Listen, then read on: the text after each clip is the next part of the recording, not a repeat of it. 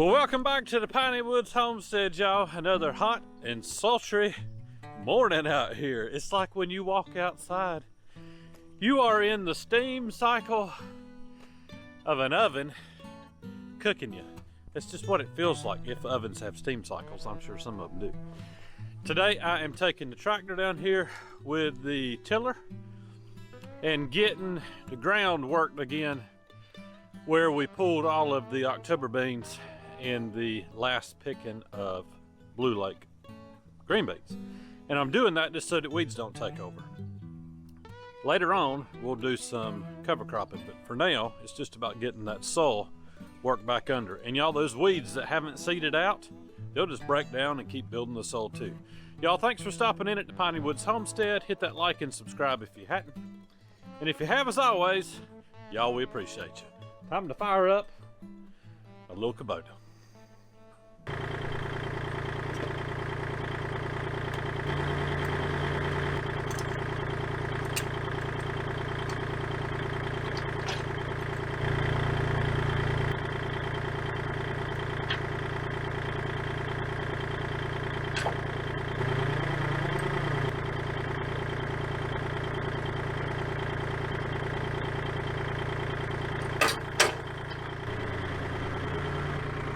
Y'all, a couple little tricks I've learned over the years when it comes time to switching out an implement on a 3-point. I don't know if you noticed, but I loosened up the nut on my top link. Always loosen that up first, because if you need to adjust that top link for the next implement, it is so hard to do unless it's already attached to something. So loosen that up first, and I throw on gloves because I have mashed my fingers so many times doing this. Y'all, something neat that may be coming to the Piney Woods, not sure yet, but had a company reach out to me about doing some upfitting on this L2501. So we'll see if that pans out. Hopefully it does. That'd be pretty neat. We'll get hooked to the chiller and we'll get down to the garden.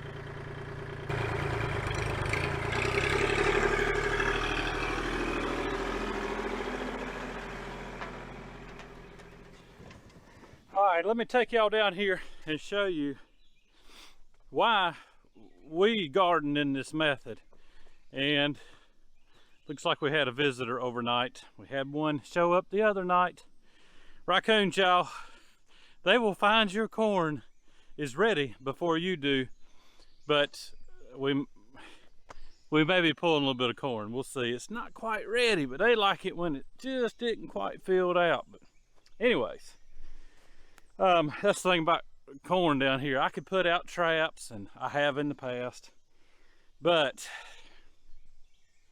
there are way more coons than I have traps for. And not to mention, it's hard relocating those jokers. And if I use a foot trap, you got to make sure you do it during the right time of the year when it's actually a season and it's not illegal. So there's all kinds of things working against you growing your own food, and some people will say just do what you want to do and do what you want to do, I suppose. But for here, especially on video, we are doing it by the book, and that's how I do it anyways, guys. Anyways, back to this. Not much grass is growing up in here. There's some up on this upper side, but y'all, when you've had drought, even the weeds can't grow. So not a whole lot of wheel hoeing had to happen. You know, I took the cultivator or the disc killer in here several times and just broke it up. But we're going to till all this under. There's a few seed heads from a few weeds growing, but it's not bad. And this will lay dormant for probably another month until we come in here. Once everything is done, we'll pull up the tomatoes, get those out of here, and we will till under probably like the sunflowers that get tilled under, marigolds, all the flowers that are in here get tilled under. But stuff that causes those bad nematodes, like your okra, those what do you call it? Somebody help me out in the description. My brain is not working here, but the nematodes that are not beneficial that get on the bottom of your okra and on your tomatoes, on the roots. And we'll pull that up. All the corn, the stalks, we will pull those up because the pigs love eating the stalk of the corn. And so why waste that feed? It's more beneficial to us to put it into the pig's diet than it is to turn it back into the soil, because we're going to cover crop anyways. That's how we're building the soil every year. And a lot of people will say, well, you're pulling it up, you should be tilling it under, it's helping the soil. Yeah, it would, but it's benefiting the pigs more, which benefits my belly more once that pork goes on the smoker. And then the cover crop does everything and more that these few bean plants would have done.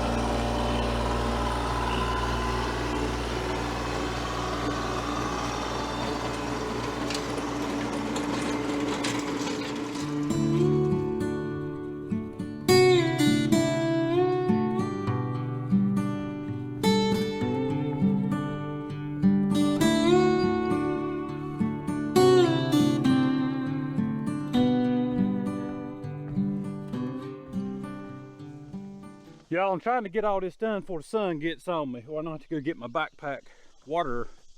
But y'all, this soil, it is fantastic. This is what, look how, see if you can see here. Look how loamy that is.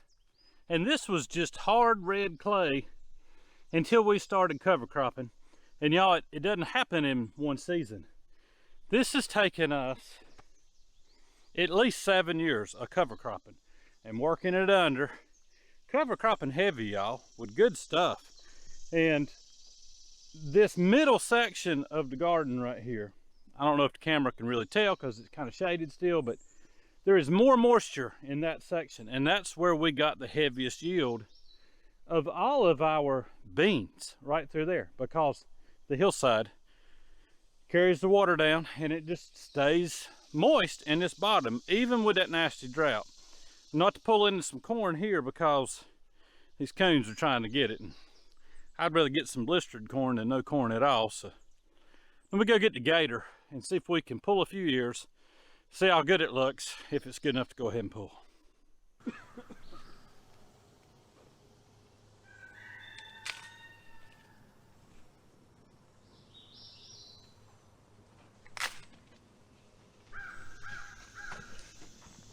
All right, pulled a couple here. Not the biggest ears in the world, but y'all, we ain't had no rain. We did have that maybe a 1/4 of an inch the other night, and it's almost there. It's the silks, you want them as dark as you can get, but when the coons start coming, I'll start looking. And look at there.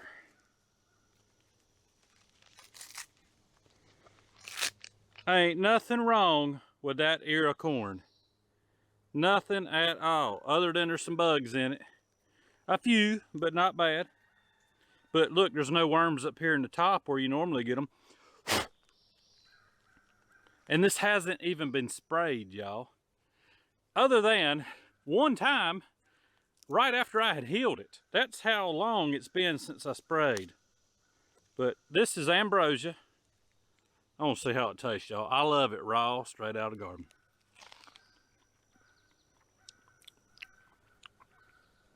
It's a little extra sweet this year. Probably because of the lack of rain. Everything's condensed. One thing I can taste is sweet. And I don't care if it gets all in my teeth. That is fantastic.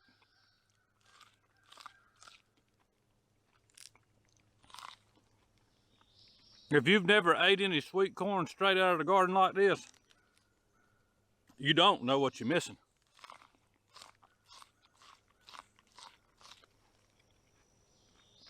I am more efficient at this than that raccoon.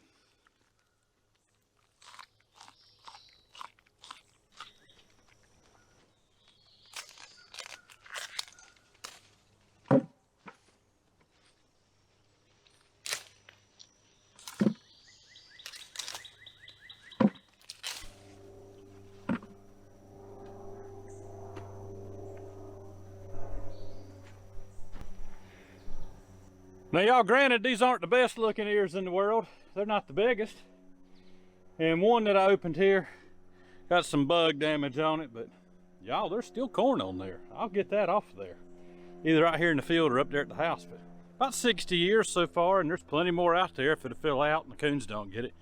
I'll check the other patch, see what I come up with, but y'all, to have had less than a 1/4 inch of rain in 30 days, I'm feeling pretty blessed right now just to have this little bit of corn. I got a few more ears up there off the top, y'all, and that's going to be about it. There'll be some nibbling ears, and there might be a few I picked, but there'll be a few more of those. But while I'm down here, y'all, if you're down working in the garden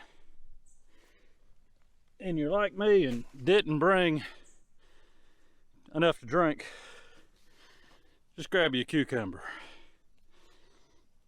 It's survival food, y'all.